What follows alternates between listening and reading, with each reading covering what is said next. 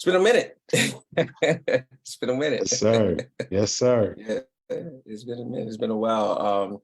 We did this about 2 weeks ago, and just when brothers talk. And I know for me, for myself today, man, I was just I was in my office and I was just thinking. I said,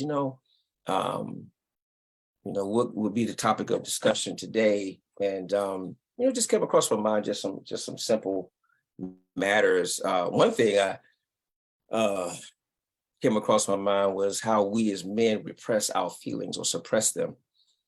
Yeah. And sometimes, one of the prompts that we're going to deal with eventually is all I ever wanted from my dad was, or all I ever wanted from my mom was, so that's going to be something that we touch on eventually. But I want to go ahead, man, and just simply start the conversation, man. It's just how was your day? This is the brotherhood check-in. How was your day? Man, I mean, I've been dealing with a little sickness for like pretty much a week now, whatever. And yeah, it is what it is. I'm just trying to shake it. But, overall, I'm just in such a better place emotionally, psychologically.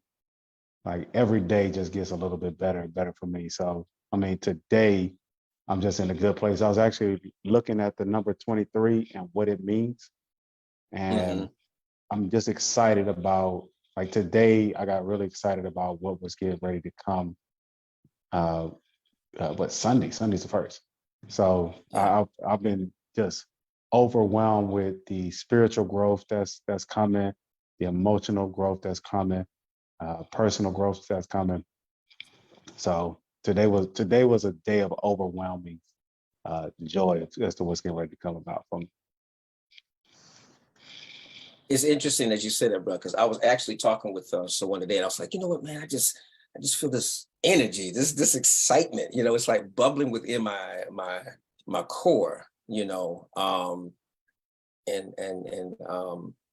I'm like, man, I just feel just great things beginning to happen. And then I, spoke with a client yesterday, and she's going through what they call just that place of, it's like the dark night of the soul, where you feel depressed, you feel lethargic, you feel tired, you feel discouraged, and you're having to push through. In fact, she mentioned that she actually had to ask her children to pray for her to get her through it, and I'm like, man. And what's happening and there are people, I'm sure, because I felt it for the past about 3 months, but I know how to deal with it now. It's almost like when we often talk about a snake shedding skin, or a butterfly in a cocoon, caterpillar going to a butterfly in a cocoon. And that snake is scaling and shedding skin. Life has to go on. They still have to eat. They may not eat as much. They're blinded by the scales that's coming off, you follow me? And they have to just go through a whole process of shedding or molting until that skin is off of them. And so sometimes we may be out hiking or walking, and you'll come across a shedded skin of a snake. It indicates that the snake was there, but it also indicates that the snake is far gone, is far removed from that dead place. Right. And I mentioned earlier about energy vampires, and how be mindful of all of a sudden contacts reaching out to you. Be mindful of familiar places reconnecting, and just be mindful, because the relationships we carry into the new year will impact us. We have to be mindful of it. You know what I'm saying? So I've been dealing with that. Yeah, that's what's up. I mean, it's I look at that as growth, and the removing of the old skin.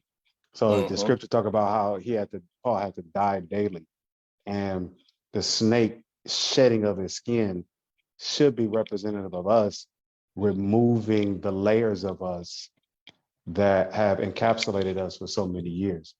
And if it's hurt, I need to shed that hurt. If it's bitterness, I need to shed that bitterness. If it's forgiveness, I need to shed that forgiveness, so that I can walk in my newness. And I'm going to end up encountering something else that I need to shed off of me, that I need to tear off of me. Correct. Um, Correct. but it does represent, once I've left this hurt in this spot, that's where that hurt stays. Where that skin Right. was at, the snake don't come Mm-hmm. back and pick the skin up. Correct. The Correct. I snake like leaves that. it right there, And so Correct. once we've gotten past that hurt, we leave that hurt right there. Mm-hmm. Let the scavengers come and eat the hurt if they want it, but I'm not coming back to pick the skin up to put it back on. Right.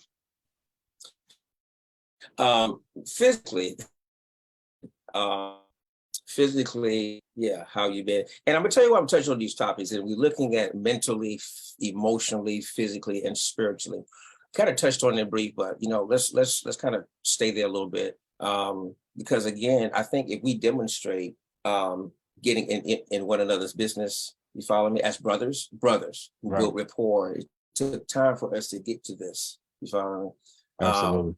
But yeah, when we share and demonstrate this, we'll let other brothers know it's okay to have someone that you can go to and be accountable to and be transparent with. So talk to me. You can ask me the same thing, same dialogue. Go ahead. Hey, brother. So from a physical perspective, like I told myself that I like to work out and do all that stuff. I mean, I ain't worked out. Well, part of it because I've been a little sick, and then part of it just because I've just been a little physical malaise. But I am in a process now of really trying to retransform my body for, just for myself. Working out has been like an extremely good stress reliever for me. And the deal that I like more than anything is that you see the tangible results when you go and do it. Correct. Yeah. And Definitely. so like my body is changing. And on top of that, like the health benefits, like I'm so much, I know what it's like to get tired walking up and down the steps. And I'm no longer tired. And, for my father, and pretty much all the men on my father's side, how they all dealt with health issues and whatnot. Being healthy, that doesn't mean that like I'm a strict eater or whatever, but I'm in moderation and whatnot. I'm taking care of my physical body. Like I'm beating back those, those diabetes, those high blood pressures, those, hypertension and things of that nature because I'm taking care of myself. So, if the Most High got something that He wants to afflict me with, it's going to be because that was the choice that was placed on my life. But I'm gonna do my best to try to beat it back. So physically, I'm good. I feel like I'm back in my early 30s. I ain't gonna say my 20s, but that was peak. But I'm in my early 30s. So how you feeling, my brother? How you feeling? Honestly, Ben, I haven't gone to the gym in a minute, but I have actually been working out around the house. You know what I'm saying? What concerns me, and there is a united front when you exercise physically as well as have mental clarity. I mean, it's just undeniable. But yeah, I've been exercising around here. I have gotten off of my regimen of getting up at 5 o'clock in the morning. But I actually will get back to that starting next week.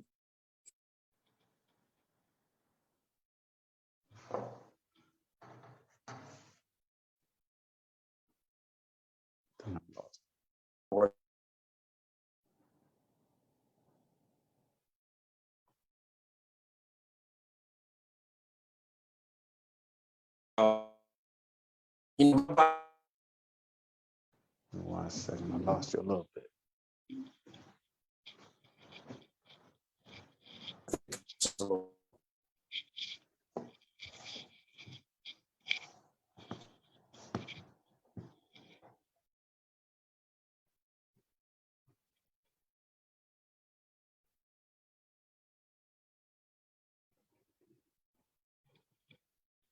all right, you there, brother? Okay. Yeah, I lost you for a little bit. I know if it was me or Yeah. I don't know what happened actually.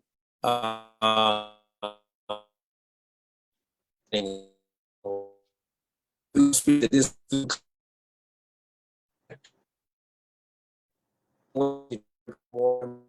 definitely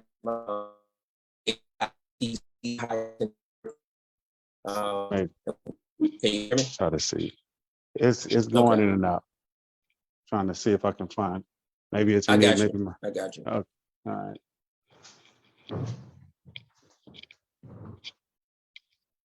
Trying to see if I can find another way to.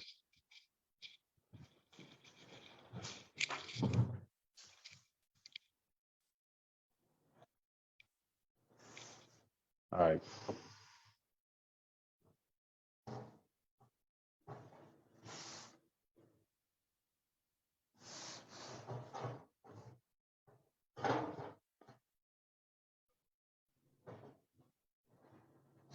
All right. All right. Can you hear me? I can hear you. All right. All right. Let's see how You we're got. gonna do this now. Cause all right, cool. Um, but yeah, getting back to the physical, yes, I'm doing what I need to do spiritually. Get up in the morning, man, read about 5 different books for about 20 minutes each. Make my notes, make my application. Emotionally, this year has been different. This year has been different for me. Like the holiday season, yeah, it was different.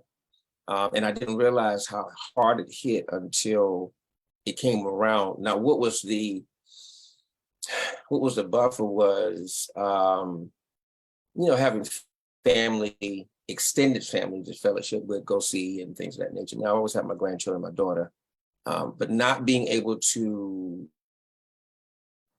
go home and home be like it was growing up, you know. Um, Brother. yeah. So this was, as far as from an emotional perspective, this was the hardest holiday season I've ever had. Wow. So there was no this because obviously being divorced um, prior to the holiday season, like I am used to like for Mhm. 24 years I've been with one person. Um, this season is my season to be around my family and to love my wife and to love my children all in one and to so this has been a completely different season in my life. It's strange. It was definitely strange for my kids to go be in separate homes, and we celebrated all together, but we didn't celebrate all together. And so uh, it was different for me. We were able to Mhm. have a good time and make it through, but um, as a person who is a husband, like I understand the role of being a husband, and I cherish and relish being in that capacity. Man, like it was Yeah. bad. It was bad being a Yeah. husband. Not being a husband over the Right. holidays. Right. Um, I'm family oriented. Same here, and it was a challenge. It really was. Making adjustments, um, considering, considering having to consider parents, things of that nature, and it was just a challenge. It really was. And then over the holiday, because of the cold weather, my heating unit went out, and so having to get that replaced. And it was cold. It was cold. It was like 53 degrees, brother. I mean, 53 degrees. I had a space heater, and I was skipping through here like, ooh, I had a robe and everything else, man. But it was rough, but I'm just honored that I'm grateful rather that I had an optimistic mindset. Like, okay, and okay, keep moving, Right. Right. didn't complain. I have a fireplace, it's lit. I love, it. So what I did was to close off the 2 rooms the heat be up here, kept the space heater going in the room. And guess what? I remember I had a heating blanket. So things worked out, but it's those who we really are, bro. Who we are. Yeah. Yeah. I family is huge for me. And Mm-hmm. I really wish that we were able to still be one unit, Mm-hmm. to be able to celebrate together. I mean, I Yeah. totally do. And regardless of the situation, I think that it's always good to be able to um, show that even though a relationship doesn't work, that we can come together as mother or father for the sake of spending time with our children. I think that Right. I Right. think that that's tantamount to success, because we teach the children that even though a relationship doesn't work, that doesn't mean that we can't come together and support you as one. Um, Gotcha. but what I'm saying, we got to be mindful of everyone, and everyone is not at at different places in their lives and in their emotional capacity and whatnot. So we give space for that. But it was Mhm. hard, like and on top of that, think about little stuff um, like waking up to somebody on Christmas morning and they're not there, and stuff like that. So when you have Yeah. been used to Yeah. these type of little small things for so long, Hmm. like I was thinking about this. I have been married for them more than 50% of my whole life. Hmm. Hmm. So I'm 43, and I've been married for 22 years. Wow. Wow. So, like, take me from coming out the womb in the 70s. I have been married half of that time, you know. So I know waking up on Thanksgiving and Christmas and like with the person that I'm with. So it's definitely a different emotional experience. I mean, that is for certain. Yeah. Yeah. And I think that, it's important, man, that we have the the outlet. This is actually therapy in and of itself, and it also just um, allowing that Jonathan and David bond to be demonstrated, because man, we need it. I'm serious, we need it. As I look at the men that I encounter, a lot of the men a lot of the couples who come to me, the men have not had that father figure, and yet they embark on a um, journey of commitment that may not have been demonstrated to them, or they just don't know how to do. You follow me? And even if it's demonstrated, there's a difference between demonstration and teaching. You Right. know, the two incorporated makes for a great dynamic, because you can do the wrong thing, demonstrate the wrong thing, and demonstrate it the wrong way, and that it be emulated. And guess what? It'd be more dangerous than, Right. because it's And two like times dangerous now. I say, and I think about that. So I had the great demonstration from my father. I didn't have necessarily the Hmm. teaching. Like I watched my father. My father was a great husband. He was a great father. He was a great man, but he never really like sat down and had a conversation with me as to Hmm. what a husband looks like, what a father looks like. He didn't really have that conversation with me, and that's one thing for myself that I've really tried to cherish and trying to have conversations with my children, um, as to what certain things look like, and being that transparent with them, sharing with them, things that I heard, things that that I experienced, and trying to show them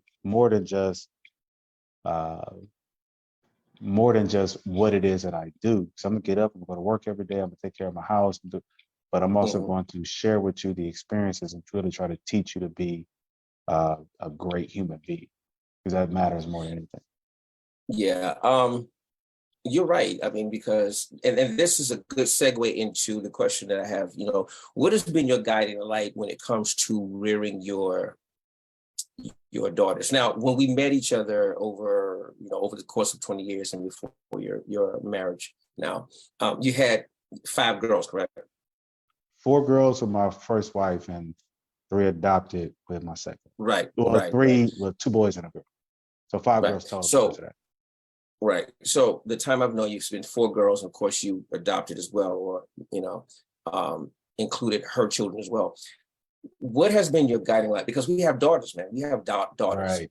And, I Right. have, I was really becoming concerned. And then I saw when Cash came along that, it was the reincarnation, if we would, of our first child, Brandon, So what has been your guiding light when it comes to rearing your children? I want to say daughters specifically, but let's go with daughters specifically.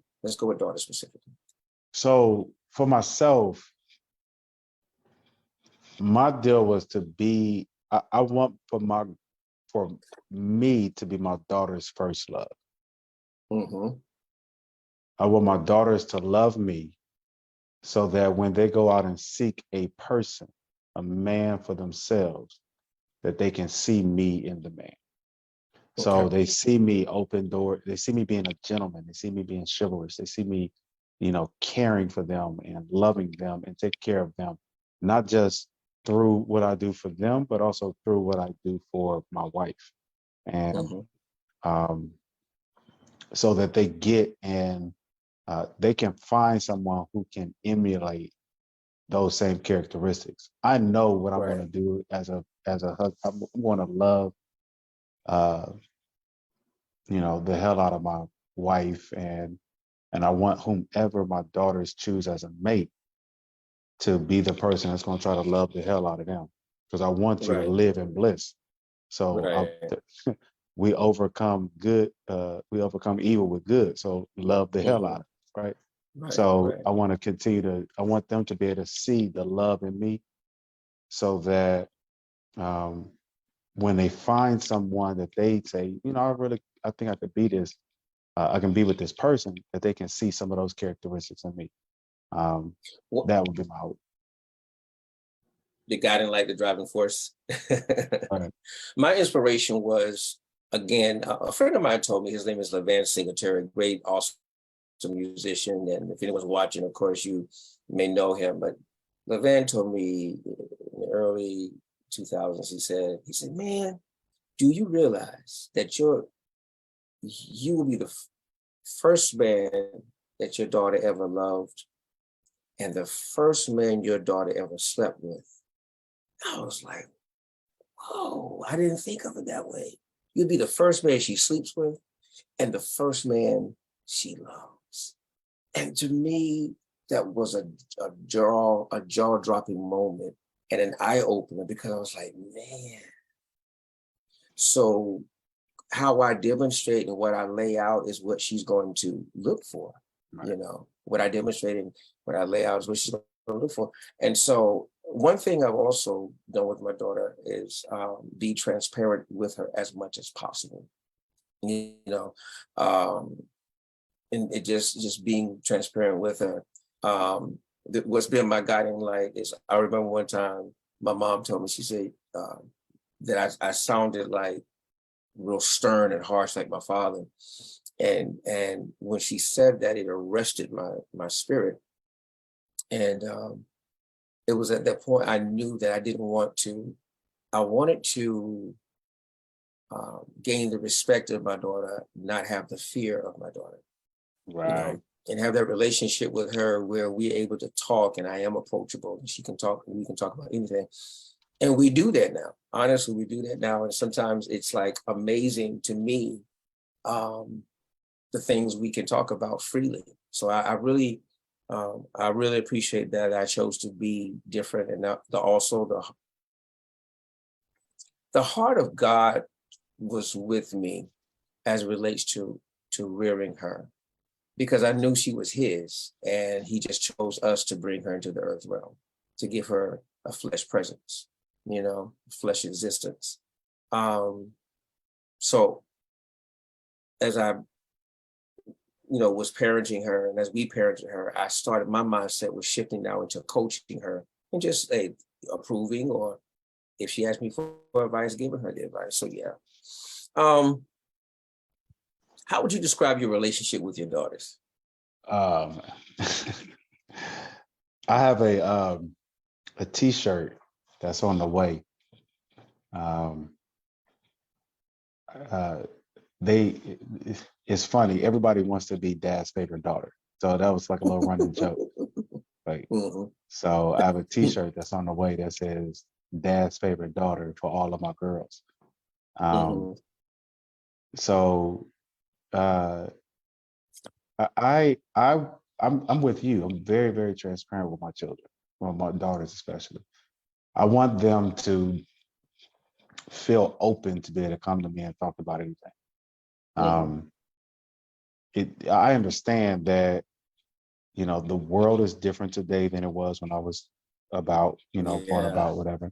Yeah. Um, there's a lot more influences out here, a lot more things that they have access to.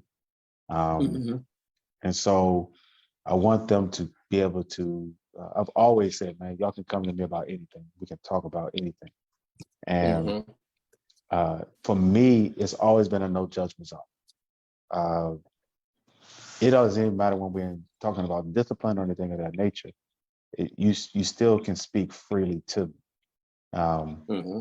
Now, there's a line that, if we start getting reckless, I'm gonna be like, hold on. Mm-hmm. But um, as they've gotten older, I mean, you had touched on this as far as transition into coaching them.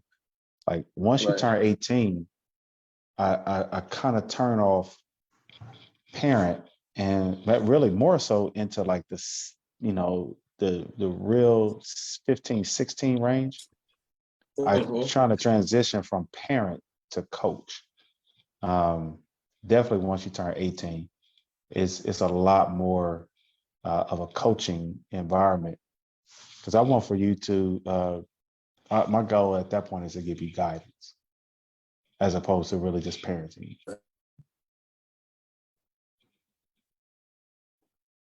And it's just this conversation, I can, scroll through it, let them know it's 30 minutes is not an hour, but we.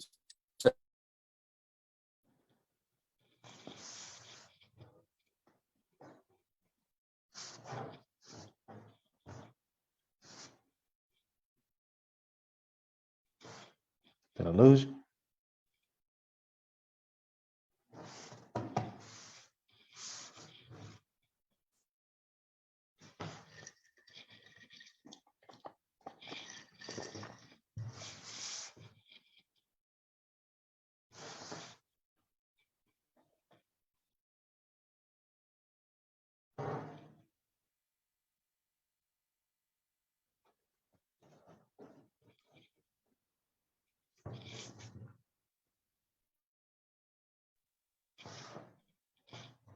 All right, I'm here, man. All right.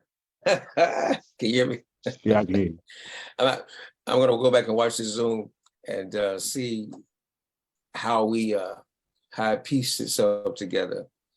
But I want to talk about three goals that you had in mind as relates to rearing your daughters. What are three goals that you had in mind when it came to rearing them?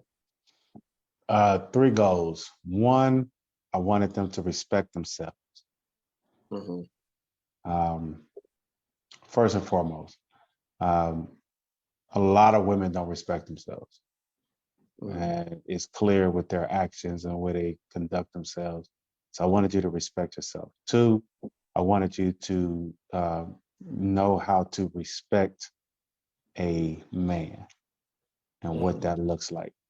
Um, because a woman who really and truly operates in her femininity will understand how to respect a man. Mm-hmm. And so I really wanted that to be the case. And three, I wanted you to be independent of a man. I don't want you to need a man for anything. I want you to want a person, want a mate. Um, So respect yourself, respect the man, and then be independent. Those are my 3 goals. What about you? Mine was that she would not have a sense of entitlement, that she'll be considerate of others, yet discerning when to let go. Wow. Yeah, discerning when to let go, when the seeds planted of authenticity and being who you are, being supportive, is not reciprocated nor producing a return. At that point, it doesn't mean that the seed is bad. It could mean that the ground is bad. Right. You know, wow. So the seed has to remain dormant until it's in the ground in which it can die and then grow. So if it's not good ground, it's necessary to let it go. And then to be equipped as a wife, as a mother, and to be financially adept and mentally equipped for life. She did become a mother first, before becoming a wife, but that has not stopped her, because it has actually propelled her. I saw maturity in Alexis when she became pregnant and she had faith. I saw a level of maturity in her that I admired, and I was like able to see, it was there, but it's just a matter of it manifesting. And so all things work together for good. And I see a level of emotional availability for her children with cash coming along. And then I also see a level of boundary, which I love. She says, it's interesting to hear her say, I don't know about children. And ain't no more children coming in until I'm married.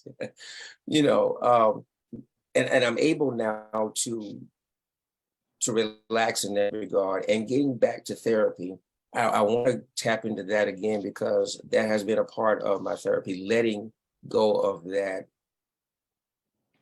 parent role in her life as well as in my grandchildren's life, and enjoying myself. Because you said, for so many years you were married, 33 years I was, and between the two, and all of my life, my adult life, young adult life, guess what? You're looking into marriage. What are you about to say? Right. So you touched on something, and I want to kind of cycle back to a little bit. Mm-hmm. Your goal was for her to understand wife. Mm-hmm. What can we do as fathers to teach our daughters how to be a wife? That's a great question. And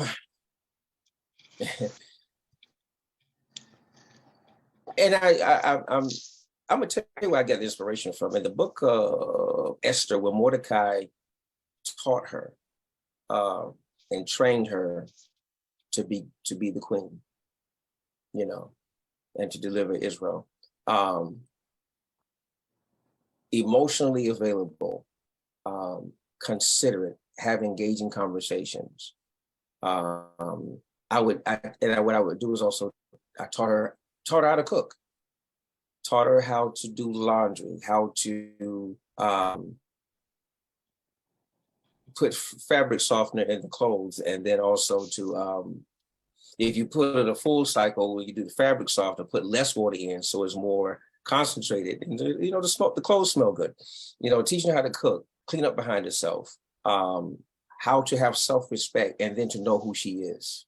Because being a wife is not about duties as much as it is being a gift. Right. The gift that you are will fulfill the duties. What are you about to say? Well, I mean, because I totally agree with that. Because I think that men do not play as big a role in developing our daughters to be wives as we should. And I think a lot of times men simply go straight to the duties part, as opposed to teaching them the help meet part, the submission part, the supporting part, the compassion part, that's something that we as men need. If we have daughters, those of us who have daughters should be also teaching our daughters what that looks like, so I'm gonna that share we can in something. turn impact Go them. ahead. No, go ahead. Certain things like Alexis, can I talk to you about something? That's the test, because wives and husbands, they listen to one another. Correct. Can I talk to you about something? Can I get your opinion about something? Um, Alexis, can you put this outfit together? Now, recognizing her ability and her eye for fashion, I would ask her to put certain outfits together for me. You follow me?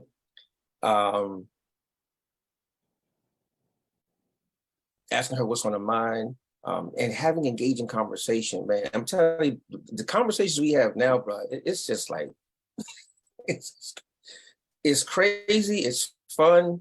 I'm learning how to say, can I make a suggestion versus, well, now what you need to, because again, one thing about Alexis, I realize is that by the time she's talked to you about it, but chose to talk to you about something, it's nine times 10 already done. Right. It's usually already done. So what I've learned to do now is, and we have a little running joke. So are you asking me or are you informing me? And she'll be like, Dad, so I know what that means.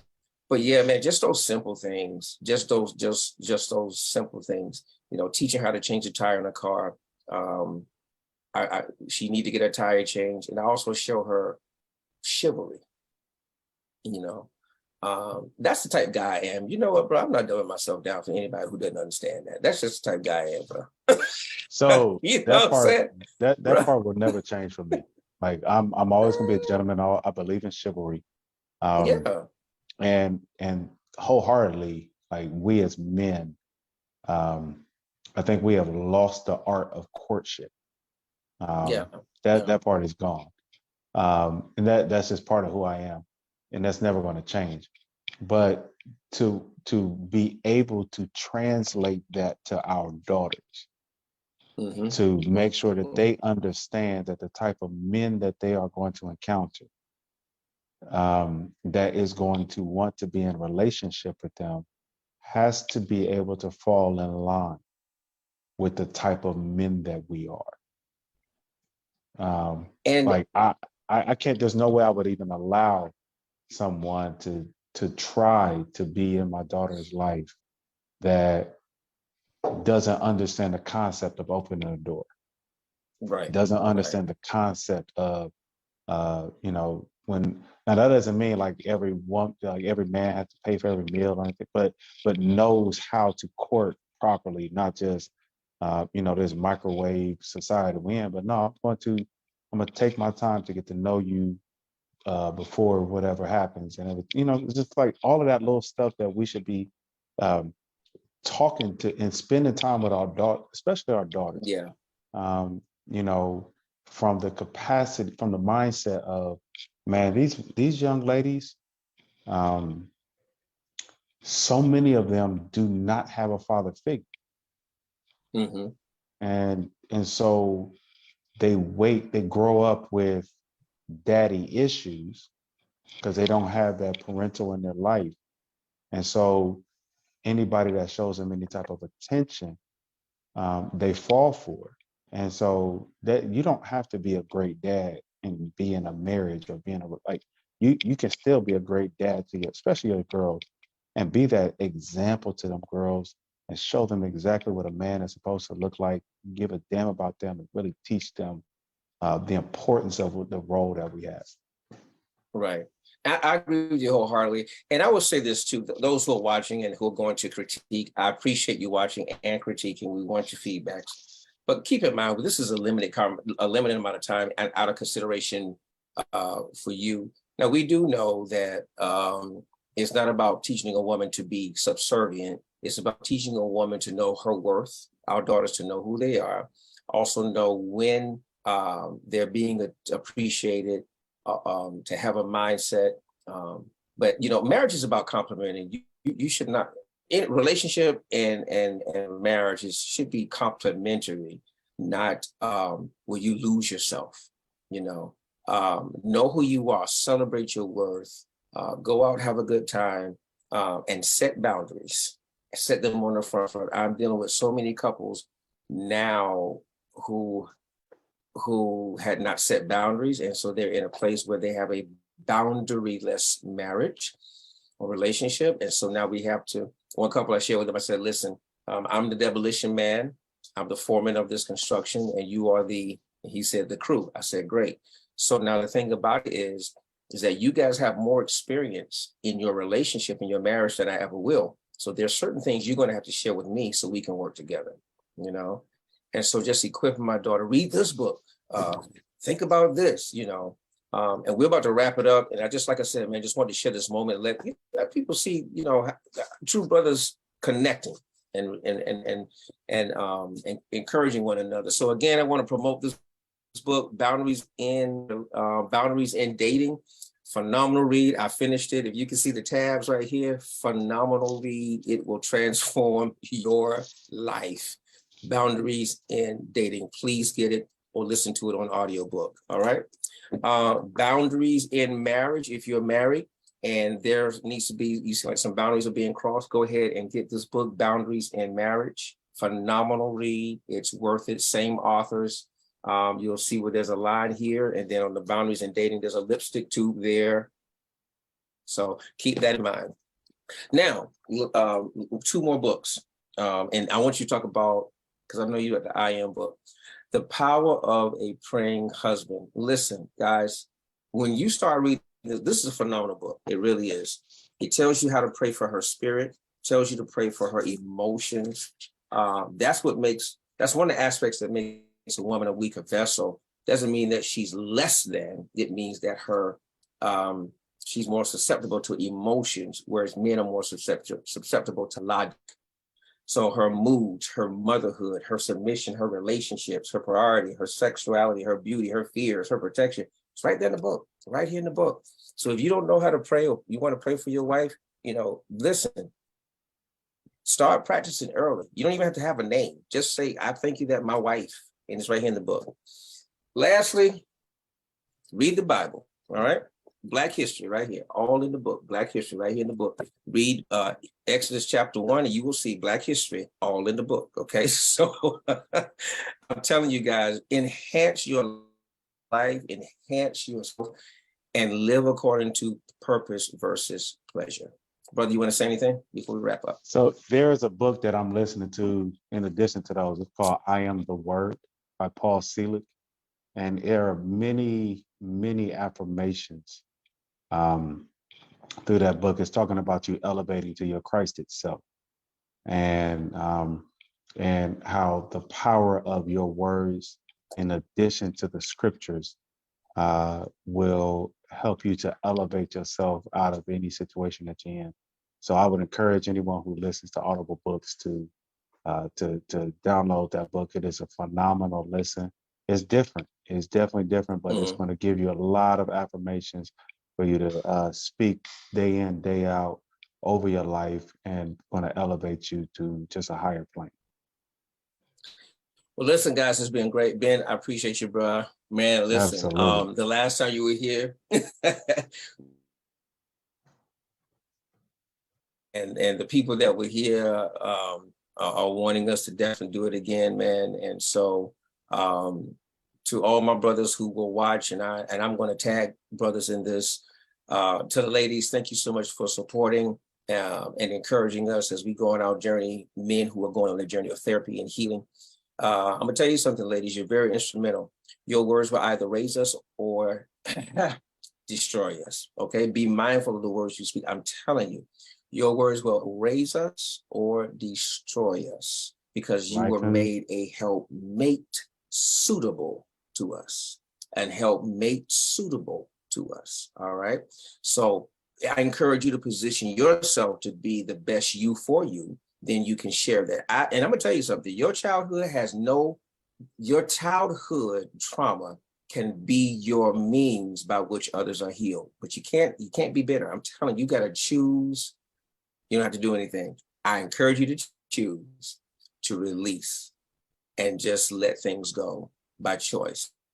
Does it happen overnight? No, you may have to get therapy, but practice releasing your soul so that you can enjoy you as a person and then share that the gift with others. Be blessed. Have a powerful night by choice. We'll look to talk with you soon. Make some comments, share with everybody, and we'll see you in about another 2 weeks. Thanks, Ben. Love you, bro. Love you to life, brother. All right, my brother.